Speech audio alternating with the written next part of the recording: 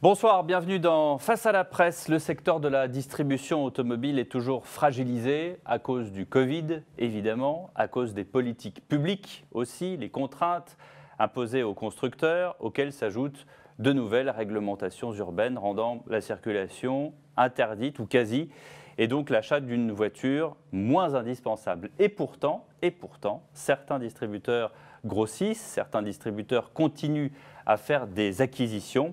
C'est le cas d'Émile Frey France, numéro 1 des distributeurs de l'Hexagone. 26 marques, 250 concessions en France, 10 000 collaborateurs. En 2019, Émile Frey France réalise 5 milliards 131 millions d'euros de chiffre d'affaires, 274 000 voitures neuves et d'occasion vendues. Et aujourd'hui, la vente en ligne avec Autosphère. Bonsoir Hervé Miralles. Bonsoir. Merci d'être avec nous. Vous êtes à la tête d'Émile Frey France. Nous allons passer 3 quarts d'heure ensemble pour examiner toutes ces problématiques. Et pour vous interroger avec moi, Christophe Bourou d'RTL. Bonsoir. Patrick Roger de Sud Radio. Bonsoir. Bonsoir. Et Jean-Éric Raoul de l'Autojournal et de Sport Auto qui vous pose la première question. Bonsoir. Monsieur Miralles, on va parler de cette période très particulière, 2020-2021. Un premier bilan de cette année tout à fait inédite, parfaitement imprévisible. Comment est-ce qu'on s'en sort quand on est un grand distributeur d'automobiles ? Alors je dirais qu'on s'en sort un petit peu comme les autres en étant résilient. Alors Olivier, vous parlez en introduction de la taille. La taille aide dans un business model comme le nôtre parce que ça nous permet d'amortir un petit peu plus les chocs que des distributeurs qui sont peut-être de plus petite taille. On a des économies d'échelle, on a des sources d'économies qui nous permettent de mieux tenir. On a une situation financière qui est saine et solide, même si on a eu recours au PGE qu'on n'a pas utilisé et pour un montant très faible. Donc on a des ressources qui nous permettent de vivre et de passer une période aussi difficile. Mais je pense que le plus difficile dans cette période, il y a eu les aspects économiques, mais sont surtout les aspects sociaux qui sont les plus difficiles, l'éloignement des collaborateurs, parce que annoncer du jour au lendemain à 10 000 collaborateurs qu'on les met au chômage partiel, moi ça m'était jamais arrivé. Donc c'est pour le management de l'entreprise et pour les collaborateurs, c'est un choc. Et puis après, c'est derrière comment on gère l'incertitude et comment on les accompagne sans tout arrêter pour autant. Parce que comme vous le disiez en introduction, le monde de la distribution, le monde automobile évolue. Et à un moment donné, si on arrête tout, malgré les contraintes économiques qui pèsent sur le business model, forcément à cause du Covid, on prend 1 an, 2 ans de retard. Et en fait, aujourd'hui, moi, ma conviction, c'est que la distribution automobile n'a pas de temps à perdre. Et donc, il a quand même fallu avancer sur des projets concrets pendant ces périodes de confinement, tout en gérant tous ces aspects sociaux et économiques pour garder une dynamique et repartir de plus belle à la réouverture et affronter le deuxième confinement et les nouvelles mesures sanitaires qui vont tomber au fur et à mesure parce que la crise, clairement, n'est pas finie. Patrick Roger. Oui, dans le monde automobile, Hervé Miralles, vous connaissez le stop and start. Là, on a le stop and go avec la crise sanitaire. Est-ce que ça remet véritablement en cause les actes d'achat ? Est-ce qu'on hésite plus, on met plus de temps avant d'acheter ou pas ? Quels que soient les véhicules, neufs ou d'occasion. Il y a 2 choses. Le stop, il est réel. Ouais. Entre le mois de mars et la réouverture, quand on perd 95% du chiffre d'affaires, c'est un stop qui est réel, immédiat, total. Et je dirais que là, on apprend à compter à faire des pertes. Et c'est assez inédit comme situation. Il n'y a plus de business du tout. Donc là, c'est un vrai stop. Après, on a eu 2 configurations totalement différentes. On a eu la reprise du mois de juin qui était explosive. Moi, j'ai jamais vécu en 9 ans, depuis que je suis chez Émile Frey France, j'ai jamais eu un mois de juin comme ça. C'était absolument explosif. Et il y a eu une dynamique qui a continué parce qu'il y a un vrai besoin de mobilité. Alors après, on peut dire, oui, il faut des voitures moins polluantes. Oui, certaines villes mettent des restrictions. Il n'en demeure pas moins que la mobilité de tout le monde est un acte, est un élément essentiel. Et il y a ce besoin de mobilité qu'on doit servir à la fois par les ventes de VN, de VO, mais aussi d'après-vente. Après, oui, il y a de l'incertitude dans les comportements et cette incertitude, elle n'est pas la même entre les particuliers, entre les entreprises. Le marché des particuliers, si je prends juste janvier et février, de mémoire, il baisse de 5% sur les 2 premiers mois, sur un marché qui baisse de 11 à 12% sur janvier et février. Le marché des entreprises, il baisse de 20%. Donc l'incertitude aujourd'hui, elle pèse sur ce segment de clientèle et on voit bien là les effets induits de l'incertitude de la situation économique sur les gens qui achètent des voitures, des flottes, etc. Et on le sent bien. Et tout le mouvement de télétravail, les gens roulent moins, les voitures s'usent moins, donc les flottes vont être prolongées, etc. Et c'est là où il y a une vraie incertitude et il y a un impact sur le business, clairement. Incertitude, mais qu'est-ce qui vous inquiète le plus dans tout ça ? Ce qui m'inquiète le plus dans tout ça, c'est de savoir comment le business model général, comment l'économie va évoluer si on a une vraie baisse sur ces segments-là, si les gens continuent à être en télétravail. On voit des entreprises qui prônent le tout télétravail à un moment donné, donc la mobilité va baisser. Donc on va avoir une baisse structurelle du marché. Et nous, en tous les cas, notre hypothèse, c'est que le marché ne reviendra pas à son niveau d'avant et qu'on aura structurellement un marché beaucoup plus bas. Et donc il va falloir qu'on s'adapte. Christophe Bourreau. On sent qu'il y a beaucoup de constructeurs qui ont des velléités, même qui poussent la vente par Internet. Donc la Covid a été, entre guillemets, un bon prétexte pour pousser ce type de vente, en tout cas pour tester. Est-ce que ça remet en cause le système de distribution traditionnel ? On sait que de grands constructeurs comme Volvo ont déjà pris des positions en disant qu'en 2030, ce serait la fin des concessions. Est-ce que ça vous inquiète ou vous êtes déjà en train de préparer votre mutation, et est-ce que ce qui se passe avec cette pandémie, est-ce que vous pensez que les choses vont vraiment s'accélérer ? Alors moi je dis d'abord bravo, il est temps. Parce qu'en ce qui nous concerne, on ne les a pas attendus. Le site autosphère.fr, il existe maintenant depuis plus de 10 ans. Donc vendre sur Internet, ce n'est pas quelque chose de nouveau pour nous. Et on n'est quand même pas maso au point de se faire concurrence à nous-mêmes. Si on le fait nous, je ne vois pas pourquoi les constructeurs ne le feraient pas. Donc je dirais qu'il est temps qu'ils le fassent. Après, c'est la façon de le faire. Aujourd'hui, on voit bien que plus on va capter de clients sur une base large en termes de médias, plus ils vont venir chez nous. Donc que le constructeur fasse des ventes sur Internet, s'il les oriente sur son réseau, c'est une bonne chose. Après, imaginez qu'en 2030, il n'y aura plus de concessionnaires pour livrer les voitures, pour les entretenir, pour avoir une relation client, pour moi, c'est un rêve. C'est juste... Un rêve ou un cauchemar ? Non, c'est un rêve de constructeur et c'est un cauchemar de distributeur. Mais nous, on ne croit pas en ce business model. À un moment donné, il y a un vrai besoin de proximité et il y a un vrai besoin d'accompagnement du client, ce qui n'est pas antinomique avec la vente en digital. Parce qu'en fait, nous, on vend en full web depuis maintenant, ça va faire 2 ans, on a lancé un test sur le véhicule d'occasion. C'est quoi une vente en digital ? C'est à peu près un lead time de 45 minutes avec très souvent beaucoup d'entretiens téléphoniques avec le client pour le réassurer, pour le guider. Donc il y a toujours du physique. Le business model, il va se transformer, mais tout le monde ne veut pas qu'on livre sa voiture chez soi. Parce que, et puis le physique, c'est quand même assez important. Il y a le côté tactile, la découverte de la voiture, l'essai, ça restera toujours. Est-ce que quand vous dites le full Internet, est-ce que ça passe quand même aussi par des essais d'une manière ou d'une autre chez d'autres concessionnaires ou pas ? Parce que...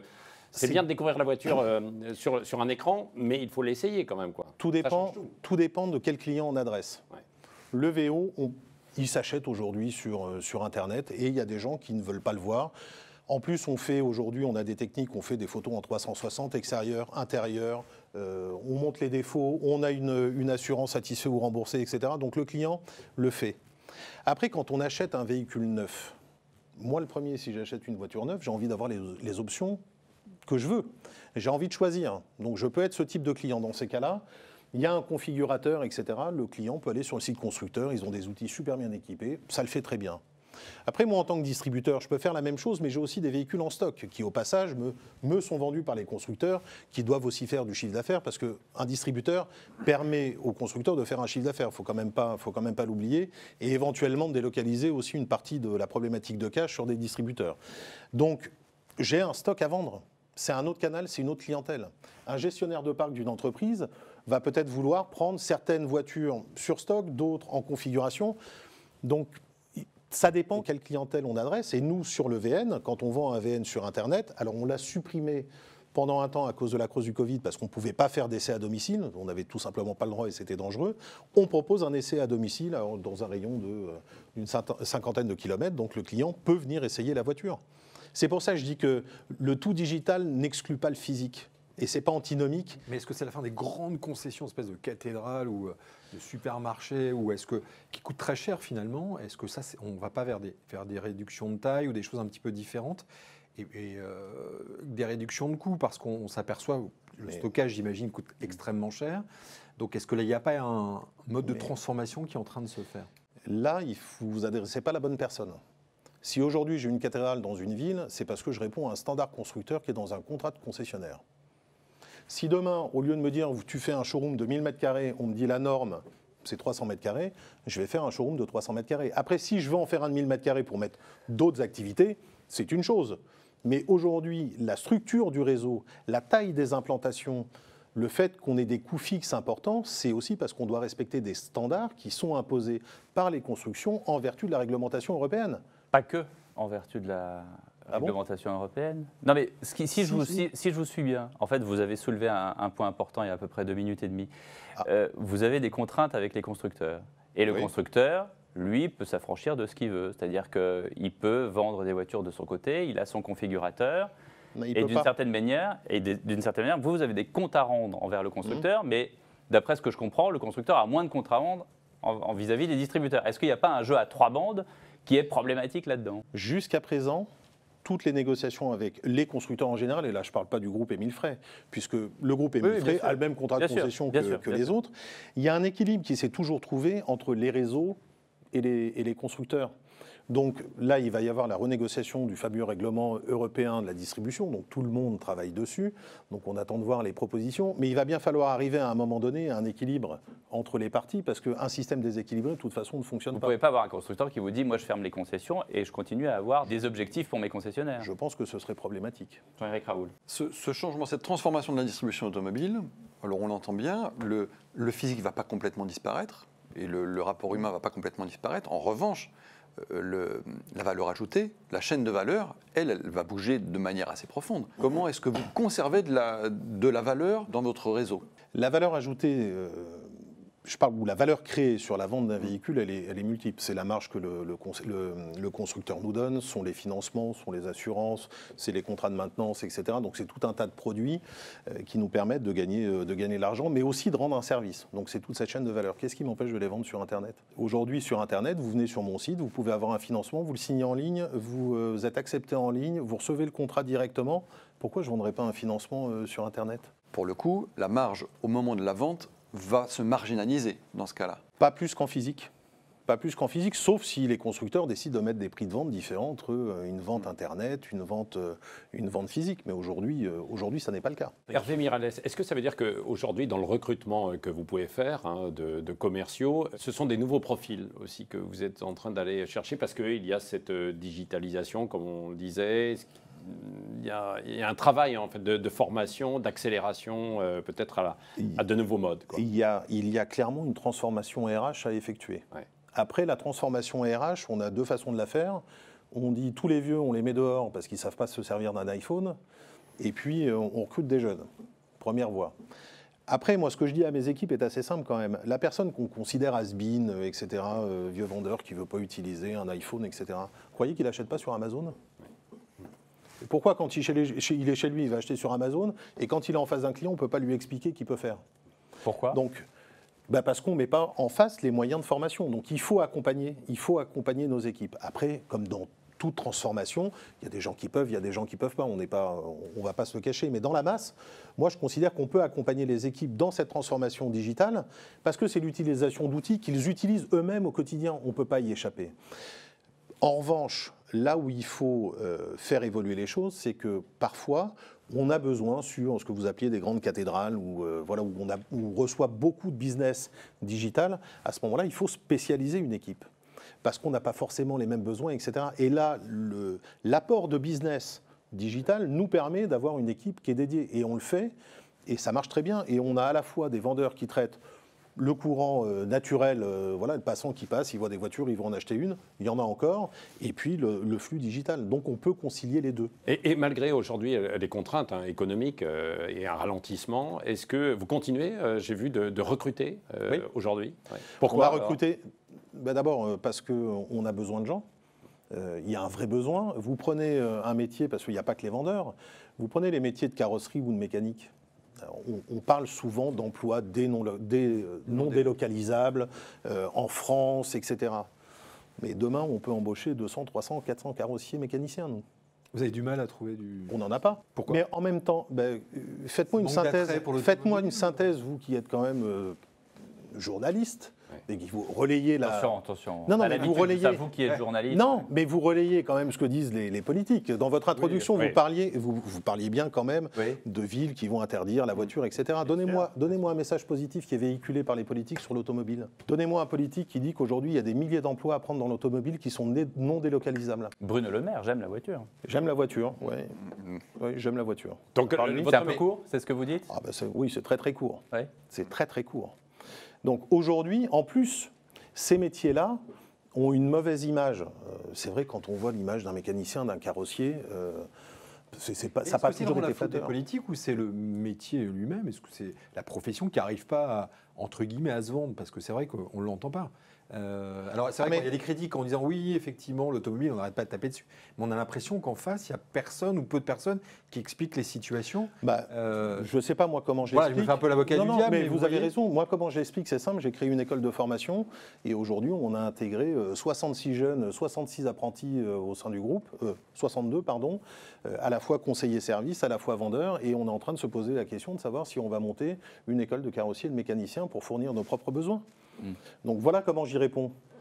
Mais c'est sûr que et la branche, et le politique, et nous, parce que les distributeurs, il ne faut pas non plus qu'on se cache derrière nos petits doigts, on doit être plus actif là-dessus. Je suis d'accord. Mais à un moment donné, la voiture n'est pas que polluante, ça crée des emplois. Est-ce que justement ce virage sur le digital, est-ce que l'électrique, l'hybride, ça peut attirer, vous pensez, des jeunes dans la profession? Oui, certainement. Le côté plus techno des voitures, etc., peut attirer. Après, il n'en reste pas moins que la voiture soit électrique, qu'elle soit hybride ou thermique. Quand on se prend un poteau, on a besoin d'un carrossier. Que la voiture ait un iPad dedans ou pas, il faut quand même faire de la tôlerie. Jean-Éric Raoul. On a parlé d'un petit peu de vos relations avec les constructeurs, notamment dans leurs exigences sur vos points de vente. Est-ce qu'ils ont été présents? Est-ce qu'ils ont été à vos côtés pendant la tourmente de 2020? Est-ce qu'ils sont encore présents à vos côtés? Est-ce qu'ils vous soutiennent ou est-ce qu'ils vous balancent des voitures en vous disant débrouillez-vous avec ça? Ils ont tous été présents. Et je dois dire de façon, et sans flagornerie, de façon exemplaire. Ils nous ont tous soutenus. Alors chacun, à sa manière, chaque constructeur a un peu son business model, ses façons de faire, etc. Ils ont tous prolongé les financements de stock, ils nous ont accompagnés, etc. Franchement, ils ont eu un vrai accompagnement. Sur le premier confinement, ça a été un vrai accompagnement. Donc vous êtes aidé par les constructeurs, vous êtes aidé aussi par des syndicats, par une filière, par le CNPA qui joue un rôle aussi. Tout le monde a été actif. Le CNPA a été extrêmement actif, à relayer nos positions, etc. Franchement, ils ont été très très actifs. Et on n'a pas eu à se plaindre, de ce qui a été fait, etc. Enfin, on a bénéficié des mesures de chômage partiel. Ce sont des bonnes mesures. Alors après, on peut toujours critiquer et dire c'est perfectible, etc. Peut-être, oui. Mais en tous les cas, je ne connais pas beaucoup de pays, puisque je suis par exemple responsable aussi de la Belgique. Je dirige la Belgique. Je peux vous dire que les conditions de chômage partiel pour mes salariés en Belgique et les conditions de chômage partiel pour mes salariés en France, je pense qu'il y a beaucoup de Belges qui aimeraient être français. Vous avez dit que vous avez eu recours que très peu au PGE. Pourquoi? Parce que pas besoin. Simplement. Ça veut dire quoi? Vous aviez suffisamment de trésorerie? Oui. Donc parce que vous étiez solide? Parce qu'on était solide et parce que on a fait un PGE ne sachant pas en fait la durée du confinement. On a fait un PGE que je peux qualifier de précaution, qui était, je crois, de l'ordre de 10% du montant auquel on avait le droit. Et on n'en a pas eu besoin. Donc voilà. Donc parce que de toute façon, c'est parce que les constructeurs. Il faut le rembourser de toute façon. Oui, on n'est pas obligé de le rembourser au bout de 12 mois, on peut le passer en amortissable derrière, etc. Mais on n'en a pas eu besoin aussi pour répondre à votre question, parce que les constructeurs ont été à nos côtés et qu'ils ont porté les stocks, etc. Après, le PGE, pour moi, c'est un outil de liquidité et un outil de trésorerie. Là, il faut faire attention, c'est quand des acteurs économiques, et je ne parle pas que de l'industrie automobile, se servent de ça pour restructurer leur bilan et faire des acquisitions. Très mauvais. Ce n'est pas le but du PGE, surtout avec une garantie de l'État. Même si le groupe Émile Frey France a racheté en 2020 2 concessions dans l'Est. Oui, avec ses propres fonds, oui. Non, mais ce que je veux dire, c'est que ça a été une annus horribilis pour beaucoup de monde, mais que vous avez pu quand même racheter 2 concessions. Et ce n'est pas du tout un reproche. Non, mais je constate. Mais ce n'est pas le PGE qui l'a permis. Justement, pour rester sur le même thème, quelque part, étant donné votre taille et vos épaules, est-ce que cette grave crise, si on est un peu cynique, ça ne vous ouvre pas des opportunités par rapport à des concurrents qui peuvent avoir été beaucoup plus affaiblis que vous ne l'avez été? Oui. Après, vous présentiez les chiffres. On fait un chiffre d'affaires, on est passé un petit peu en dessous des 5 milliards en 2020, forcément, mais globalement, l'étiage, on fait 5 milliards. On fait 270 000 véhicules. On est aussi implanté en Belgique. Je ne pense pas qu'aujourd'hui, la bonne stratégie, ce soit de courir vers des rachats qui nous obligent à immobiliser des capitaux, à payer des incorporels, des goodwill, alors qu'on a 250 concessions. En plus de ça, on détient 40% du groupe Bernard, qui a 50 concessions et qui fait 1 milliard de chiffre d'affaires, qu'on a une couverture territoriale qui est à peu près bonne. Alors, il y a des trous à droite, à gauche, mais globalement, on couvre à peu près tout le territoire national. Quel est mon intérêt à aller dépenser de l'argent pour acheter des gens qui, in fine, peut-être qu'ils ne seront pas rachetés, ou peut-être que d'autres les rachèteront. Je n'ai pas besoin de dépenser d'argent. Sky's the limit. Pas du tout. Pas du tout. Pas du tout. À un moment donné, je pense et je suis convaincu qu'il y a des groupes qui sont probablement dans des situations et de taille intermédiaire qui ont besoin de grossir et qui sont prêts à payer très cher des groupes parce que cette croissance va leur amener peut-être plus de rentabilité, plus d'opportunités. Voilà. Nous, on n'en est plus là. Donc, et je n'ai pas un besoin urgent de croissance externe. En revanche, je préfère largement concentrer mes ressources sur la modernisation des outils digitaux, l'investissement sur ce genre d'outils, plutôt que sur des bâtiments aujourd'hui dont je n'ai pas forcément besoin. Patrick. Oui, dans le contexte actuel, qu'est-ce que viennent chercher les acheteurs chez vous aujourd'hui? Est-ce qu'il y a une tendance qui se dégage? On va plus sur de l'occasion parce que financièrement c'est un petit peu plus compliqué, ou on va quand même du neuf? Et puis l'autre question, on y viendra aussi après, est-ce qu'ils viennent avant tout pour se renseigner sur des véhicules propres? Ou alors ils veulent encore du traditionnel? Bon, on sait que le diesel est en perte de vitesse, mais quand même, il continue de se vendre, enfin de l'essence, du thermique classique, quoi. Il y a deux types d'achats. Il y a l'achat que je peux qualifier du passionné automobile ou de la personne qui aime la voiture et qui va choisir une marque, qui va choisir un modèle, qui va choisir une énergie. Donc quelqu'un de renseigné qui aime la voiture. Et il y a beaucoup de clients qui sont comme ça. Et par contre, vous avez aussi beaucoup de clients qui viennent chercher un budget. Un budget et un usage. Et à ce moment-là, c'est là où l'orientation se fait. Donc on a les deux. On a les deux types de clients. Je parle sur les particuliers et les entreprises, c'est différent. Oui, où les entreprises sont sur le TCO, le coût d'utilisation. Donc on est dans un paradigme différent. Donc on a ces deux types de clientèle. Après, oui, aujourd'hui, il y a un intérêt sur les véhicules hybrides et les véhicules électriques. Enfin, vous enlevez le bonus sur les véhicules électriques et les véhicules hybrides, vous les mettez au vrai prix de marché, c'est-à-dire vous ne les subventionnez plus avec des deniers publics. Je ne suis pas sûr que l'engouement soit le même. Même s'il y a une question de volume qui va changer avec le temps. Pour l'instant, ce n'est pas le cas. Je parle de la situation d'aujourd'hui. Quand on aura des technologies qui seront effectivement avec plus de volume, etc., que les coûts de production auront baissé, on aura probablement moins besoin de subventionner ce segment-là. Mais en tous les cas, nous, dans nos concessions, on ressent que très peu l'engouement réel pour le produit écologique. Ouais. On a toujours l'usage, et après, on switche vite sur l'argument économique. Ouais. Voilà, j'ai rarement une personne qui vient me voir et me dit « Waouh, je vais acheter une voiture électrique ». Alors, ce n'est pas la majorité. Il y en a, mais ce n'est pas la majorité. Est-ce que, justement, vu la poussée et les normes qui poussent les constructeurs à produire de l'électrique, sous forme hybride, électrique, etc., est-ce que vous ne craignez pas, peut-être une question un peu naïve, mais d'avoir trop de stock? Parce que finalement, si vous dites que la demande n'est pas forcément là, mais que les constructeurs poussent parce qu'ils vont être obligés de produire beaucoup de voitures électriques, est-ce que vous risquez de vous retrouver avec des voitures électriques sur les bras à court et long terme? Comme ça a été le cas des loueurs courte durée, notamment, qui n'arrivaient pas à louer leur voiture. Mais à un moment donné, il faut bien qu'il y ait adéquation entre la production et la facturation. Parce que ce qui compte quand même, c'est que les voitures soient facturées pour avoir un seuil de CO2 qui baisse. Donc à un moment donné, les réseaux ont des capacités d'absorption qui sont limitées et la production va s'autoréguler. Donc, et aujourd'hui, honnêtement, on arrive à avoir des offres parce qu'il y a le bonus, parce qu'il y a des incentives, etc., qui nous permettent de faire suffisamment de volume pour permettre aux constructeurs d'atteindre leurs objectifs de CO2. Ça représente combien de ventes, par exemple, ça reflète le marché? On est dans le marché. Hybride et électrique. Oui, on est dans le marché. Franchement, on n'est pas mieux. On n'est pas moins bien, on est dans le marché. Alors après, février était un peu un épiphénomène puisque la quantité d'électrique vendue a fortement baissé. Je crois que c'était plus de 40% de baisse sur ce segment-là. Bon, le mois de mars est meilleur. Voilà, il faut aussi que ça rentre dans les mœurs et voilà, que ça avance. Pour préciser, Hervé Miralles, vous n'avez pas répondu précisément sur le neuf et l'occasion. Ouais. Est-ce qu'il y a une tendance quand même très forte, puisque vous avez parlé des questions budgétaires, donc on se dit qu'on se dirige et que le marché demain, il va être encore plus sur l'occasion ou pas? On a eu une explosion de l'occasion au déconfinement. Aujourd'hui, on est revenu dans une structure de marché qui est à peu près équilibrée comme on l'avait avant, avec une spécificité sur le marché VO, c'est que les jeunes VO, en fait, qui étaient les fameuses locations longue durée qui re-rentraient, dans ce segment-là, il baisse de 42%, il n'y en a plus. Donc on se retrouve avec un marché VO qui est en baisse, mais sur les segments de vrais véhicules d'occasion, c'est-à-dire 2 ans, 6 ans que l'on traite, après au-delà on traite un petit peu moins, oui, on a une bonne demande, sur ces véhicules, mais il n'y a pas de révolution du marché. Après, la vraie question qu'il y a peut-être derrière, c'est de savoir quelle part de marché, nous, distributeurs, on peut prendre sur la globalité du marché du VO, puisqu'en fait, on en traite une toute petite part et il y a une très grande part en C2C. Et donc, nous, notre but, c'est à un moment donné, sur un marché qui est quand même énorme, d'arriver à grignoter des parts de marché sur d'autres acteurs. Régulièrement. Clairement, oui, tout à fait. Donc ça, il y a une stratégie derrière. Ah oui, heureusement, oui. Ah ouais. Sur les 270 000 voitures, vous vendez à peu près moitié-moitié. À peu près, oui. C'est ça, oui. C'est ça. Oui.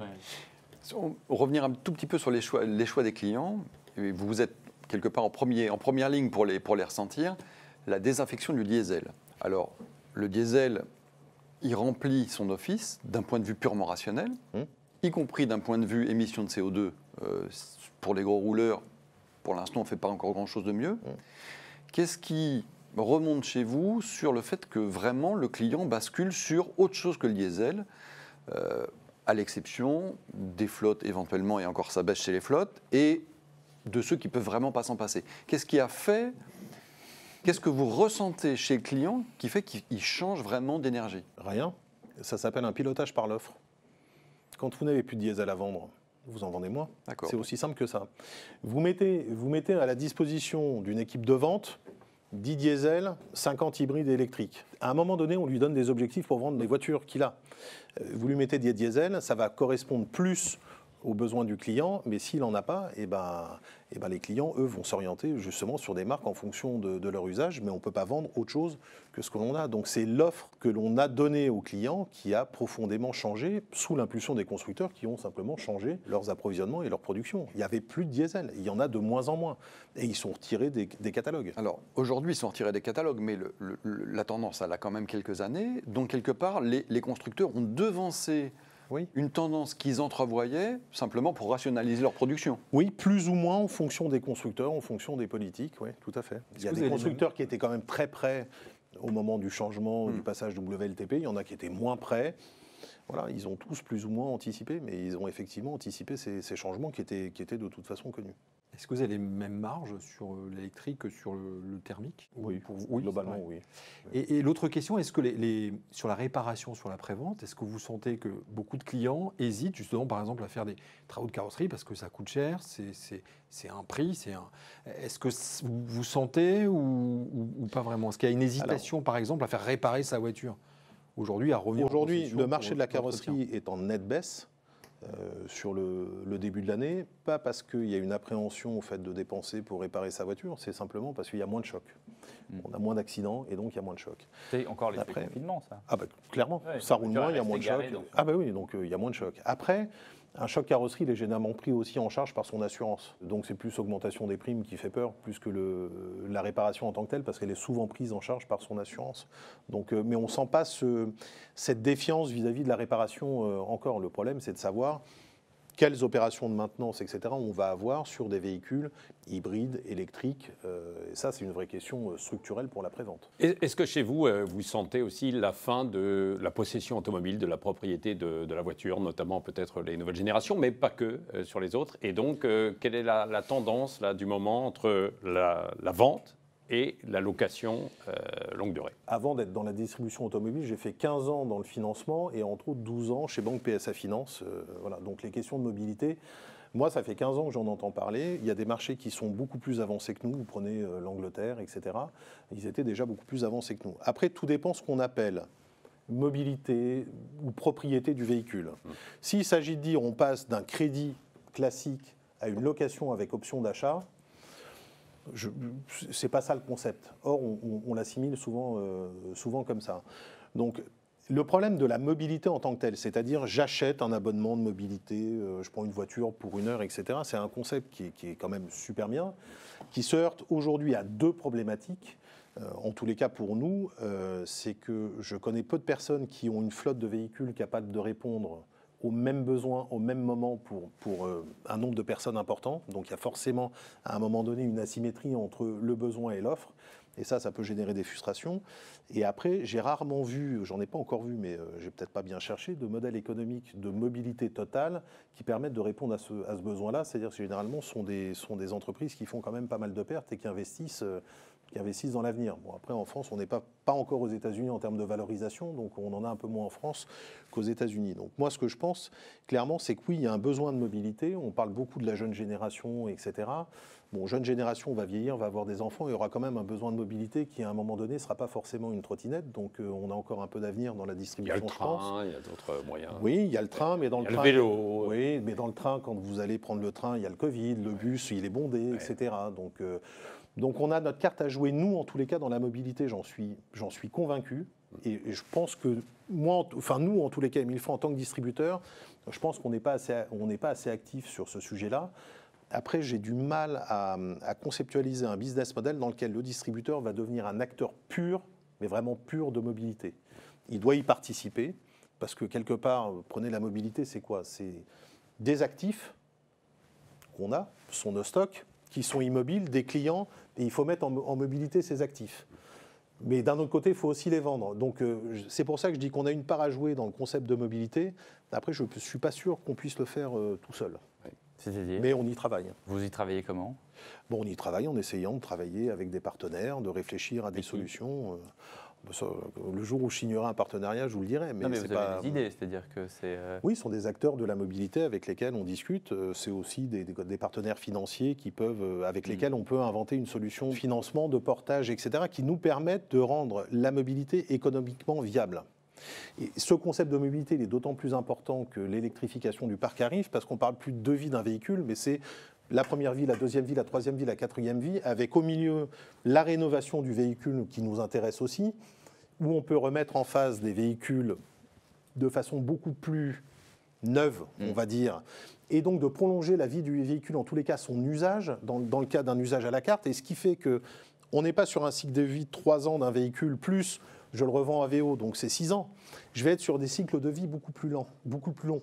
Donc c'est comment j'arrive à organiser cette mobilité sur un horizon de temps de vie d'un véhicule qui est beaucoup plus long, en évitant les périodes intercalaires où je n'ai pas de revenus, qui génèrent les pertes. Il y a un paradoxe quand même dans tout ça, non ? Parce qu'on allonge la vie des véhicules, on continue d'en produire, alors que la logique, je ne sais pas si c'est une logique d'ailleurs, mais en tout cas la tendance actuelle, on va dire, voudrait qu'on ait quand même beaucoup moins de voitures sur Terre. Donc comment est-ce qu'on... Pourquoi la tendance, ce serait qu'on ait beaucoup moins de voitures sur Terre s'ils sont des voitures propres ? Très bien. Est-ce que l'expérience de Citroën avec l'Ami, la petite voiture, qui est vendue à la Fnac et Darty, pour ne pas les nommer, ça vous titille, vous dites tiens, il y a un nouveau business model qui est en train de naître, de se créer, ou comment vous regardez ça ? Ou vous êtes un peu indifférent ? Comment vous le sentez ? Alors d'abord, l'Ami est un objet de mobilité, c'est pas une voiture. Un quadricycle. Mais est-ce que ça, par exemple, ça pourrait faire partie de vos réflexions quand vous évoquez la mobilité ? Je préfère... c'est pas de la mobilité, là, c'est de la mise à disposition, c'est de la vente dans un réseau qui n'est pas le réseau agréé. C'est ça. Ça vous fait peur ou... Non. Non, alors pas du tout. Parce que c'est infinitésimal, parce que c'est juste un modèle, une petite voiture. Parce que c'est un modèle qui n'est pas une voiture, légalement parlant, et ça c'est important parce que sinon, les magasins Fnac deviendraient tout rouges en respectant les standards des concessionnaires Citroën. Donc ça vous pouvez vendre des livres, pourquoi ? Voilà, mais ça m'intéresserait plutôt. ça m'intéresserait, oui. Ah, c'est une reconversion à laquelle il faudrait penser. Pourquoi pas ? Jean-Éric Raoult. Si on peut revenir sur la question de la mobilité, de la voiture en tant qu'objet de mobilité, pas forcément lié à la possession, ou en tout cas pas tout le temps. C'est particulièrement pertinent, il me semble, aujourd'hui, avec les limites à l'usage des voitures électriques. On va avoir de plus en plus de push pour des voitures électriques, dont l'autonomie ne permet pas de tout faire. Aujourd'hui. Or, quelque part, on pousse les gens à acheter des grosses autonomies et donc des grosses batteries extrêmement chères pour un usage de cette autonomie et de cette grosse batterie qui va se limiter à 4 semaines dans l'année. Il y a des offres qui sont en train de se montrer avec, vous avez une voiture thermique l'été, mais pour le coup, avec vos 250 km d'autonomie, vous vivez bien. Comment est-ce qu'on monte un business comme ça, sachant qu'effectivement, tout le monde va avoir besoin du thermique pendant les 6 ou 8 semaines de congé ? Eh bien, c'est justement la question que je me pose et à laquelle je n'ai pas de réponse. Parce que rentabiliser un business où on a une voiture thermique, par définition, plus grosse, parce que je pars en vacances avec ma famille pour 4 semaines. Donc, en gros, cette voiture, je vais la louer, on va dire, 8 semaines, juillet, août. Je vais la louer un peu à Noël, je vais la un peu en février, un peu à Pâques. Donc, en gros, on va dire 12 semaines d'utilité du véhicule, ou je ne sais pas, 15 semaines. Moi, aujourd'hui, je ne sais pas rentabiliser à un prix compétitif un véhicule qui n'est utilisé que 15 semaines par an. Je n'ai pas trouvé. Ou alors, il faut se dire les choses. L'offre est complètement dépositionnée, c'est-à-dire que je finance le non-usage de ce véhicule par la mensualité que vous payez sur les 40 semaines où vous avez votre électrique. C'est pas comme ça que j'envisage la mobilité, la transparence vis-à-vis du client. Mais quelque part, le client, il gagne quand même, parce que... S'il est intéressé, il faut juste le dire. Mais dans ces cas-là, on n'est pas...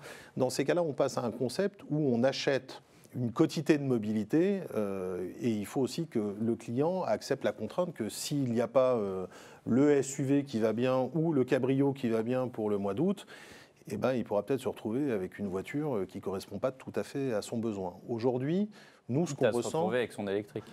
Alors peut-être pas l'électrique, mais ce qu'on ressent, c'est que justement, c'est pas suffisamment mûr et on n'en est pas encore là. Mais c'est bien la martingale qu'il faut régler. D'où quand même la grande tendance de l'hybride qui permet de concilier... Mais l'hybride, c'est très bien. Oui, voilà, qui permet de aussi, concilier en fait, l'ensemble. Est-ce que c'est pas une transition justement l'hybride? En tous les cas, présente ça comme une transition. Il y a eu l'hybride tout court, maintenant l'hybride rechargeable. Ouais. oui, mais tant que le véhicule électrique n'arrive pas à avoir une autonomie suffisante, je pense que c'est une alternative nécessaire. Qu'est-ce qu'une autonomie suffisante? Qui permet de satisfaire mon besoin de mobilité. C'est quoi? C'est 1000 km? Le mien? Ouais. Oh non, j'ai un horizon, on va dire que c'est entre 330 et 800. Ah oui, la fourchette est assez large. Christophe Oui. Moreau. C'est une question, ça, des clients. C'est quoi leur crainte aujourd'hui? Qu'est-ce que vous sentez dans leurs questions? Est-ce qu'ils ne savent pas trop sur quelle motorisation aller parce qu'ils sont un peu perdus? Ou quelle est aujourd'hui leur demande et qu'est-ce que vous leur répondez par rapport à ça? Les craintes, c'est d'abord l'autonomie. Ça, c'est la première chose. C'est un truc, c'est voiture électrique égale autonomie, c'est est-ce que je vais m'en sortir, etc. Et donc, de notre côté et du côté des vendeurs, et là, on est aussi aidé par les constructeurs, il y a beaucoup de programmes de formation qui sont faits vis-à-vis des vendeurs pour bien renseigner les clients. Sur l'usage, finalement. Sur l'usage, d'abord sur le besoin. Et en fait, la phase de découverte du besoin du client est devenue... Alors avant, elle était nécessaire pour bien vendre, mais elle est encore plus nécessaire aujourd'hui pour bien comprendre et bien orienter le client.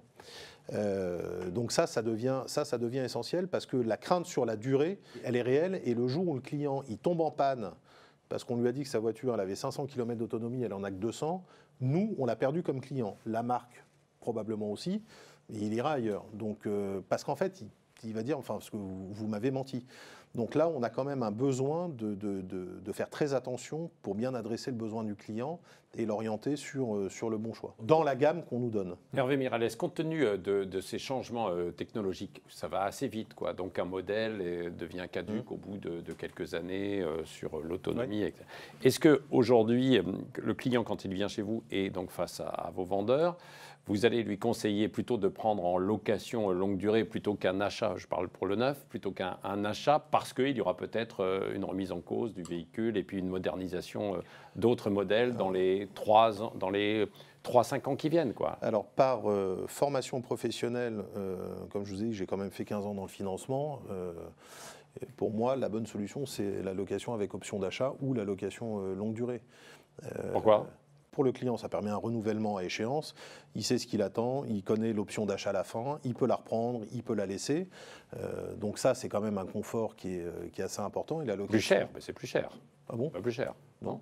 Pas Donc, forcément. ils prennent C'est plus cher qu'un paiement comptant. Ouais. Oui. C'est plus cher qu'un paiement comptant, oui, mais alors ça dépend comment on compare. Ça dépend si vous comparez avec la maintenance ou pas. Ça dépend si vous comparez aussi, parce que généralement on entend, oui, mais il y a un taux d'intérêt. Oui, il y a un taux d'intérêt, déjà pas sur la totalité du prix du véhicule, parce que vous avez une valeur résiduelle. Après, ça vous permet d'avoir un véhicule neuf tous les 3 ans. Donc à un moment donné, mais là, il faut garder le... Vous parlez de l'intérêt du client, mais votre intérêt, c'est quand même mieux de vendre un financement Et plutôt moi, qu'un achat comptant. Un achat comptant, mon intérêt, pour moi, il est clairement de faire de la LOA, non pas pour avoir une rémunération immédiate, c'est pour être sûr de revoir le client dans 3 ans et de le fidéliser. Ben, ça, c'est clairement un intérêt du distributeur, enfin évidemment. Mais aussi d'avoir, comment dire, la maintenance du véhicule, de savoir qu'il est entretenu chez moi et de pouvoir en plus, si le client le change, le racheter en VO et le vendre en VO derrière. Donc en matière de chaîne de valeur, bien évidemment, pour le distributeur, c'est... C'est pour ça qu'on voit que des voitures grises et noires, parce que quand on en veut une Bordeaux, le concessionnaire vous dit bah, je ne pourrais pas la revendre derrière. Bah, venez acheter une voiture chez nous, vous aurez la voiture que vous voulez. La couleur que je veux ? Oui, la couleur que vous voulez. Malgré le car bashing depuis quelques années, là, y compris surtout en direction de vous, distributeurs, des constructeurs, etc., de l'ensemble du monde automobile, peut-être plus par les nouvelles générations, mais pas que. Est-ce qu'il y a toujours quand même des achats plaisir de voitures ? Est-ce que ça continue ? Non, mais quand on entend parfois certains discours, on se dit mais on va acheter une voiture parce qu'elle est utile, mais il n'y a plus de plaisir. Mais heureusement qu'il y a des clients passionnés, il y en a beaucoup. Et heureusement qu'on a encore des gens dans nos équipes, et c'est, on va dire 99% ou 90% des gens qui bossent chez nous qui sont des fans de voitures. Heureusement. Ce qui fait vivre la voiture, c'est quand même, c'est avant tout le produit. On parle du moteur, mais c'est le design, c'est ce qu'il y a dedans. Oui, la voiture attire toujours. C'est un produit, Et passion. vous êtes un homme de chiffres. C'est quoi le ratio de l'achat plaisir et de l'achat j'ai besoin d'une voiture pour emmener mes enfants et je veux savoir quelle autonomie et combien je vais pouvoir la revendre ? Bah, je ne sais pas vous répondre, mais moi, quand j'amène mes enfants à l'école, je suis très content d'être dans une belle voiture. Donc, on peut concilier les deux. Enfin, vous êtes le taulier, donc vous êtes forcément dans une belle voiture puisque vous pouvez la choisir. Oui, pas forcément. Mais honnêtement, on ne le suit pas. Mais les gens qui achètent des autos, il y en a beaucoup qui aiment l'auto, qui aiment l'objet. On ne peut pas se désintéresser. Après, c'est un tel budget, on ne peut pas dire non plus que c'est que de l'utilitaire. Oui, question un peu futile, mais dans ce registre sur l'achat, aujourd'hui on est dans la parité, enfin de plus en plus homme-femme. Qui décide pour l'achat ? Vous devez le voir dans les concessions. C'est l'homme ou c'est la femme ? Officiellement l'homme, le plus souvent la femme. C'est comme pour tout. Ah, c'est vrai. Nous sommes 5. Ah, c'est vrai, j'avoue. Donc on ne peut pas continuer cette discussion Non. à moins qu'il y ait une femme dans la pièce. Alors je vous propose d'en rester là. Merci beaucoup Hervé Miralles d'avoir accepté notre invitation Merci. dans ce Face à la presse de Mobility TV.